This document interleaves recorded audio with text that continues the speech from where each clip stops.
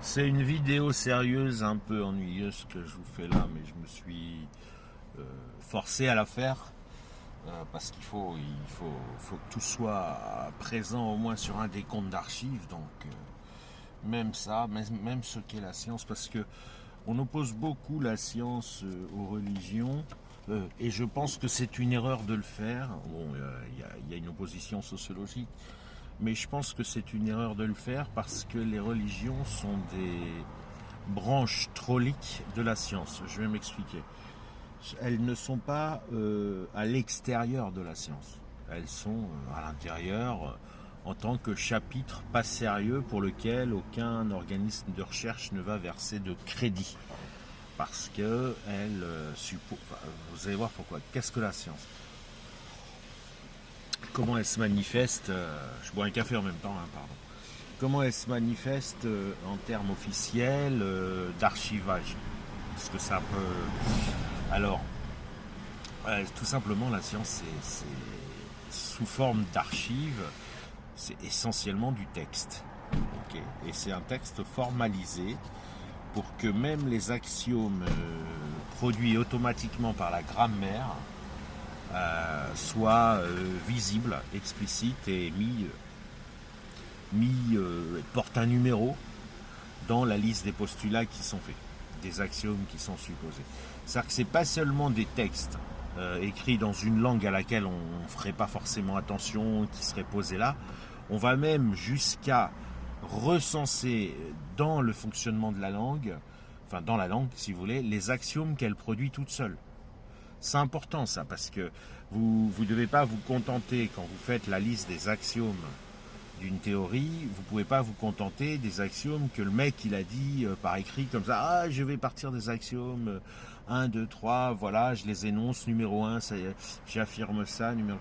Non, parce que sinon il a qu'à faire exprès d'oublier des axiomes pour vous entuber. Donc les axiomes ne sont pas à la discrétion de l'auteur, ils sont à la discrétion du lecteur.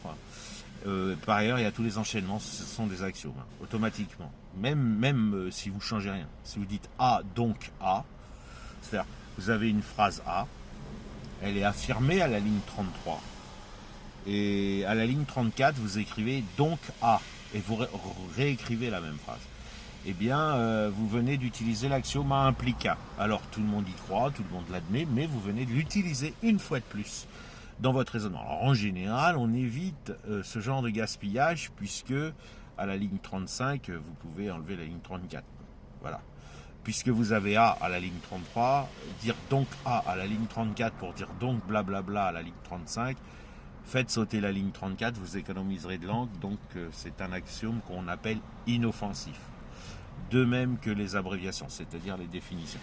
Mais si vous voulez, vous avez en fait l'art de la science, c'est tout simplement l'art de tout écrire et dans un langage, dans une langue qui est ce qu'on appelle les mathématiques, dans une langue qui a pris soin de tout avouer, si vous voulez, de ne pas vous cacher un petit axiome dans les règles de grammaire vite fait comme ça dans un petit coin. Voilà. Ensuite, les gens travaillent, font des expériences de pensée ou réelles, ou racontent leurs rêves et produisent du texte, en général pas archivé à l'Académie des sciences parce qu'on considère que c'est pas très intéressant. Alors, ce qu'on archive généralement à l'Académie des sciences, c'est des résultats.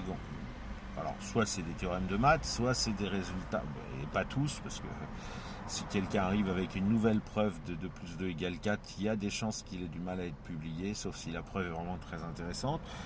On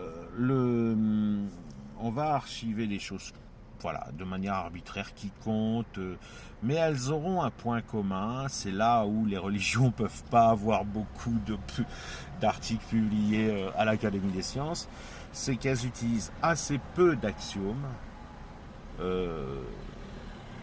et des axiomes faibles,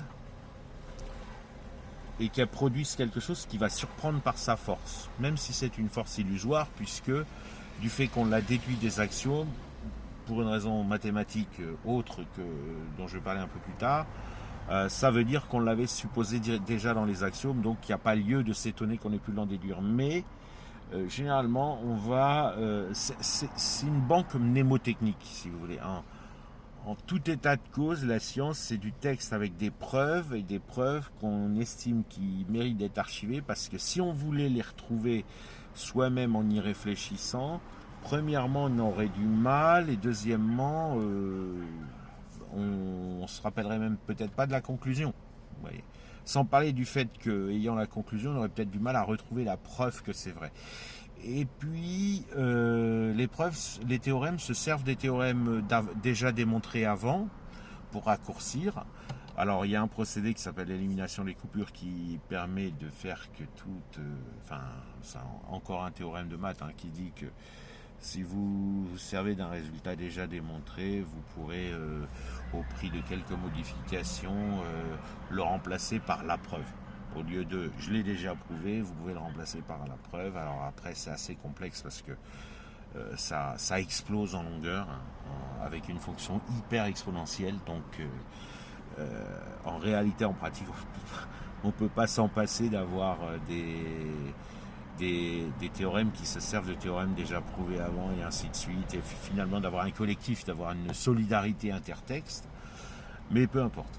Voilà, donc si vous voulez, généralement, voilà, on ne va pas archiver à l'Académie des sciences, ça ne veut pas dire que ce ne sera pas scientifique, des preuves que tout le monde peut retrouver. Voilà, ce qu'on pourrait appeler des évidences, pas au sens propre du terme, mais des truismes, des choses dont il suffit de faire l'exercice pour retrouver la preuve, éventuellement galérant une petite après-midi. Donc il n'y a rien, si vous voulez, il n'y a rien dans la science qui puisse donner prise à une... Il n'y a pas de faille. Si c'est... Généralement, c'est ça que vous cherchez. C'est-à-dire, c'est ça que les religieux voudraient... pour essayer de remonter en cote par rapport à la science, de faire remonter les religions par rapport à la science, ils voudraient trouver des failles dans la science. Sauf que le problème, c'est qu'il n'y en a pas.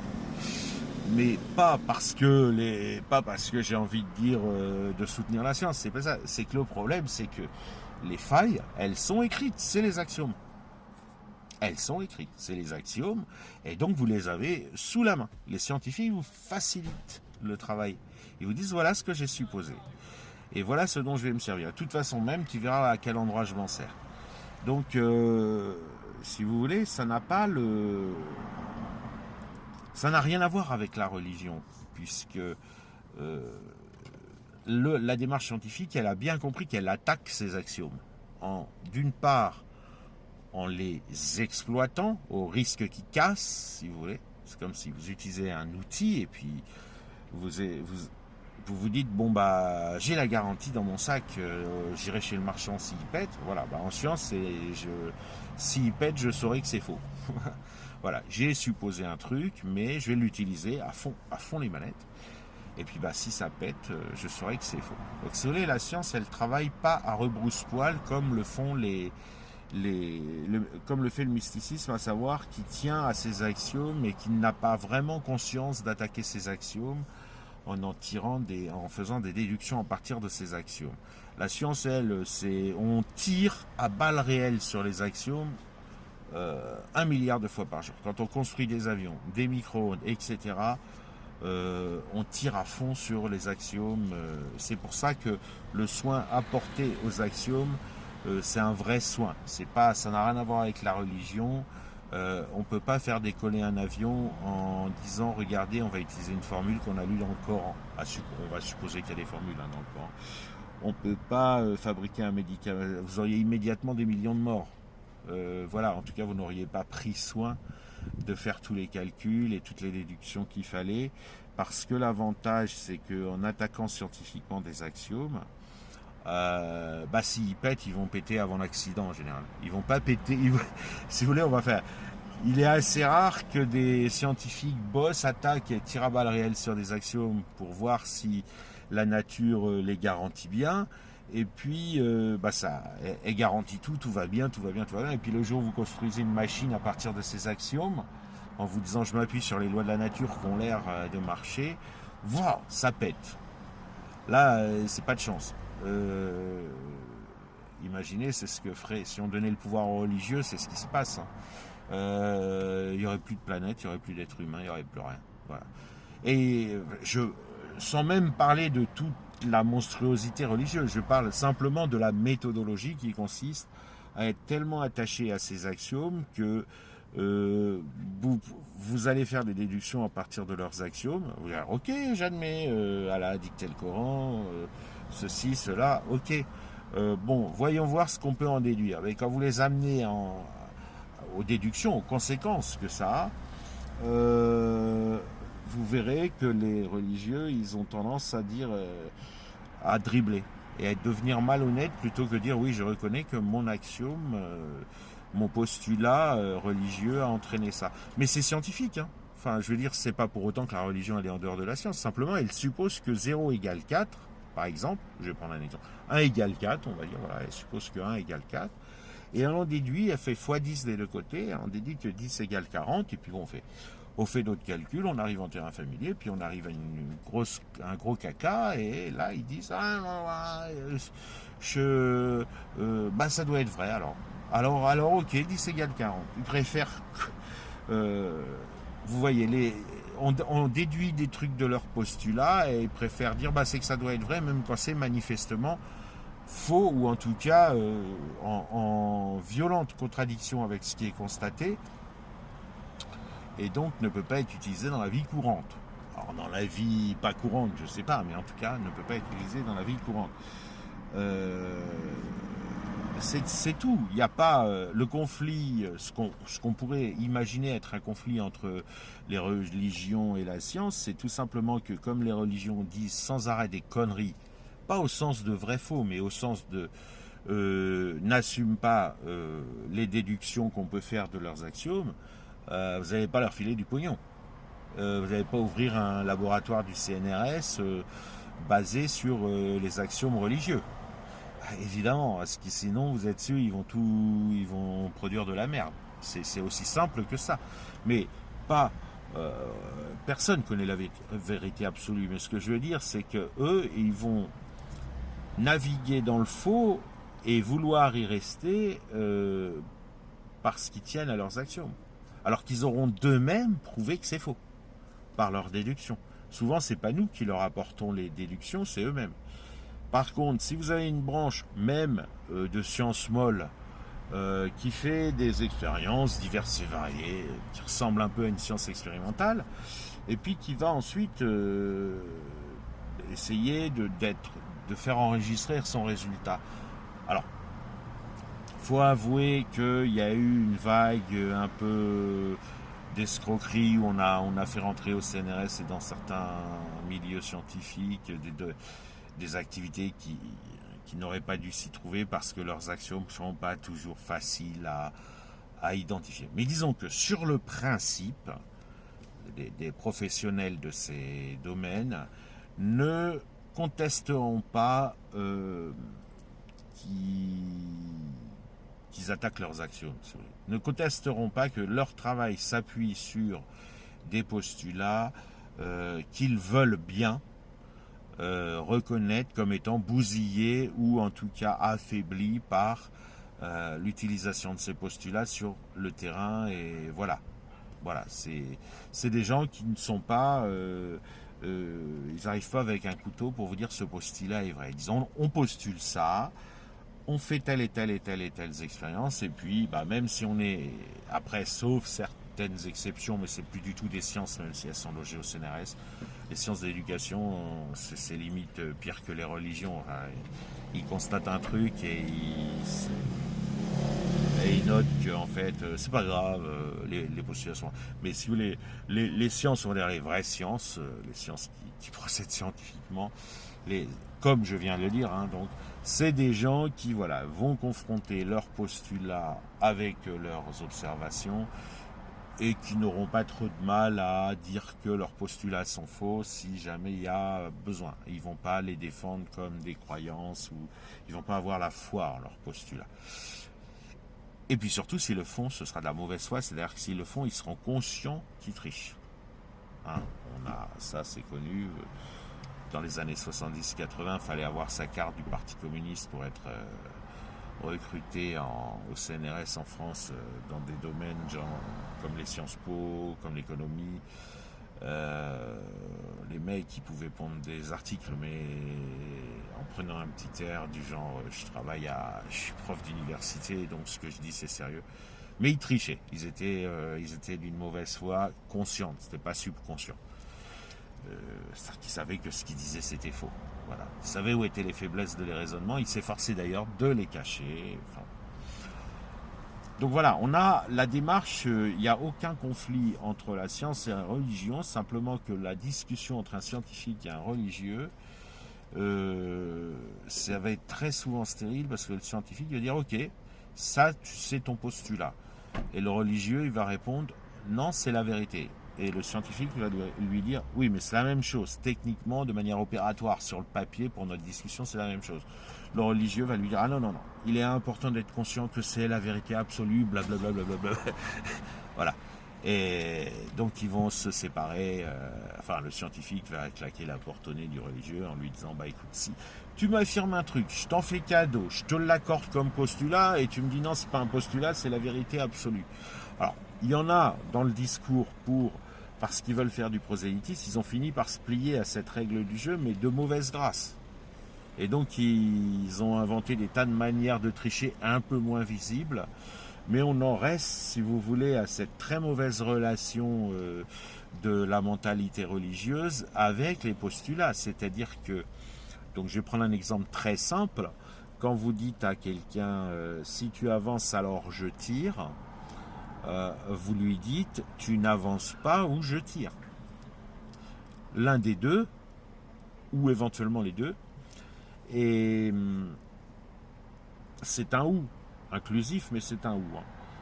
Et à gauche du ou, le tu n'avances pas, c'est la négation de ce qu'il y a après le si. C'est-à-dire que quand vous affirmez si blablabla, alors patati patata, quand vous mettez après votre si blablabla, vous le niez. Presque. Vous le niez modulo le alors blablabla. Autrement dit, vous affirmez le contraire de votre postulat, entre guillemets. C'est important ça. C'est parce que les religieux, ils ne sont pas conscients qu'il faut ça. Pour un religieux, quand il dit si Dieu existe alors, enfin, ou si Allah a dicté le Coran alors, il n'est pas conscient qu'il nie que Allah a dicté le Coran quand il dit ça. Il n'en est pas conscient, c'est mal digéré. Donc c'est comme s'il disait que la phrase « si tu avances alors je tire », elle a le même sens que « tu avances ou je tire ». Alors que elle n'a pas du tout le même sens. Non, elle a le même sens que « tu n'avances pas ou je tire ». C'est une phrase qui dit « halte ou je tire ». Ok ? Le « si tu avances » devient un « halte ». Il y a la négation. Le postulat est nié. Il est attaqué par le travail qui va être fait. La théologie, ils ne le savent pas, mais un travail théologique avec, je ne parle pas de recueil documentaire sur ce qui a été dit, mais je parle d'une réflexion sur ce qui a été dit. La théologie cherche à prouver que, par exemple, la théologie islamique cherche à prouver que l'islam est faux. Eh oui, elle cherche à prouver. C'est exactement comme quelqu'un qui dit si Allah a dicté le Coran alors, eh bien, ça a la même forme, si vous voulez, que quelqu'un qui dit si tu avances alors je tire, et qui souhaite établir des résultats allant dans ce sens. Si vous voulez, il souhaite établir, quelqu'un qui souhaite établir que si tu avances alors je tire, c'est quelqu'un qui va travailler dur pour avancer dans le sens de halte où je tire. C'est-à-dire, si tu n'avances pas où je tire. Et donc, il va travailler. Donc, si je reprends, vous prenez la même forme, si Allah a dicté le Coran, alors blablabla, eh bien, c'est quelqu'un qui va travailler dur pour avancer dans le sens Allah n'a pas dicté le Coran ou blablabla. C'est-à-dire que ce ne sont pas seulement les islamo-critiques qui tapent sur l'islam, ce sont aussi les théologues. Les théologiens, pardon, de. Bon alors je peux pas, tant pis, ça va durer une demi-heure, tout, c'est pas bien grave. Pour une fois qu'il fait pas trop chaud. Enfin, il fait quand même presque 30. Ouais, je peux pas laisser. Ouais, je sais pas. D'abord, je suis pas sûr d'avoir été très clair. Enfin, l'important, c'est que ce que vous reteniez, c'est que la science n'existe pas d'une certaine manière. Enfin, ça existe en tant qu'activité humaine, mais si vous voulez, c'est son mode opératoire qui dit juste que tout doit être explicite dans le texte. Voilà. Vous êtes scientifique dès que vous cachez pas vos postulats, dès que vous faites pas semblant de ne pas avoir admis un truc, ou dès que vous ne cherchez pas à donner un statut plus ou moins magique, bizarre à vos postulats, du genre ah ouais non c'est pas un postulat, c'est une évidence, bah non c'est pas une évidence, c'est un postulat, point, voilà, t'y crois peut-être, mais si tu veux ça reste un postulat et c'est valable y compris pour la gravité, pour l'existence ou pas d'un multimonde ou d'un unimonde, ou le fait qu'on vivrait dans une réalité unique, etc.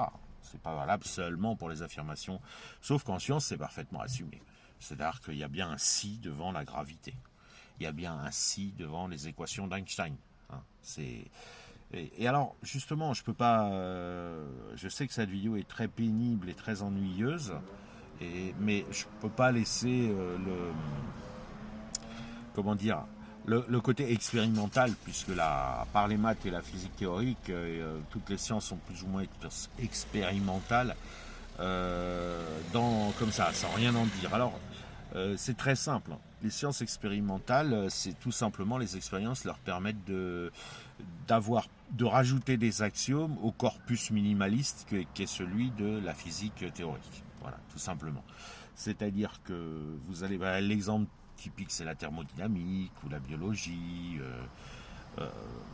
Toutes ces... Je parle en théorie parce qu'après vous avez des aménagements pratiques qui sont qui ne relèvent pas de la science, qu'on ne peut pas mettre dans la science et qui par contre fait partie de l'activité de tous les scientifiques. Mais on ne peut pas, voilà, c'est pas...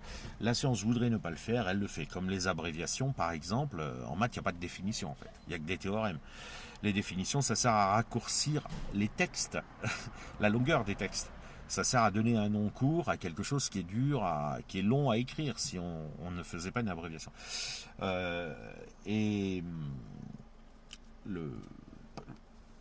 Qu'est-ce que je voulais dire ? Donc je passe sur ces choses pratiques qui sont à la responsabilité, à la charge du scientifique humain, par exemple, qui va se permettre de le faire, ou du groupe qui va se permettre de le faire. Ils sont dans une forme de communauté solidaire vis-à-vis de certaines responsabilités. Par exemple, quand ils font des arrondis, typiquement, ils prennent une responsabilité, ils l'assument. Après, ça devient compliqué. Après, si je ne vais pas parler des procès, mais en fait, on oublie ça. Hein, on prend la science idéale, c'est-à-dire arbitrer à la fin selon ses règles du jeu à elle, pas celles qu'ensuite elle utilise pour aller plus vite ou pour économiser de l'encre.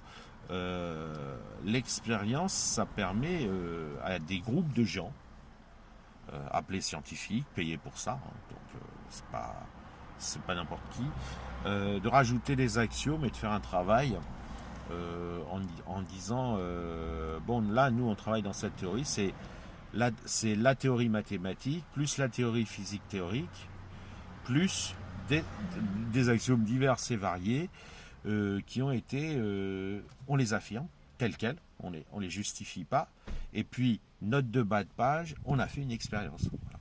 En fait on a fait souvent 153 expériences ou 4232 expériences et c'est tout, c'est simple. Voilà. Ça sert souvent à mettre à l'épreuve les axiomes. Ça sert pas que à rajouter des axiomes. Ça sert à... c'est comme si vous... Je sais pas moi, c'est exactement comme les crash tests. Voilà. C'est-à-dire... vous dites, bon voilà, on a bien l'impression qu'il y a une loi dans la nature qui n'a jamais été... pour des raisons empiriques, on dit telle loi, elle n'a jamais été enfreinte. On ne connaît pas d'exemple où elle a été enfreinte. Et ben, on va faire des crash tests. Et donc, on va faire plein d'expériences, parfois très vicieuses et parfois qui ne portent pas sur l'axiome, mais qui portent sur ce qu'on en a déduit avec d'autres axiomes auxquels on a déjà considéré qu'il résistait à toutes les attaques, etc., jusqu'à avoir suffisamment vérifié, suffisamment tapé dessus pour se dire qu'il est assez solide. La religion, rien à voir avec ça. La religion, elle perd tous les crash tests et elle continue d'affirmer ses actions. Vous voyez, c'est pas la même démarche. Je dis pas que les religions sont fausses, mais je dis elles ont perdu les crash tests. C'est gigantesque. C'est absolument pas possible dans la démarche scientifique. Vous allez pas faire décoller des avions sur la base d'axiomes qui, au premier crash test, ils ont foiré. Au deuxième, ils ont encore foiré, et vous dites, bon, j'y crois quand même, mais je vais quand même, de toute façon, l'avion, il décollera pas, donc il n'y aura pas de mort parce qu'il décollera pas. Mais enfin, il y a des situations où vous pouvez très bien mettre en vente un médicament, et ça, il y a plein de gens qui vont mourir. Voilà, donc c'est pas... faut pas croire que tout va bien parce que l'avion décolle pas tellement le plan de construction était nul qu'il n'y a pas besoin de... Et puis, il y a des situations intermédiaires où il pourrait décoller et il va s'écraser, quoi, voilà. Il va s'écraser avec des probabilités beaucoup trop élevées. Voilà, donc j'espère que j'ai fait le tour. C'était confus, j'ai pas apporté grand chose avec un discours qui dure presque une demi-heure. Mais ce qu'il faut vraiment retenir, c'est que les religions sont tout à fait acceptées comme des branches de la science, mais elles ne sont pas financées parce qu'elles ne sont pas sérieuses. Voilà, c'est aussi simple que ça. C'est-à-dire qu'ils n'acceptent pas les crash tests, ils n'acceptent pas de répondre sur les contradictions, ils n'acceptent pas la déduction, enfin ils acceptent les déductions, mais ils n'acceptent pas de renoncer à l'axiome, ils préfèrent renoncer aux conclusions.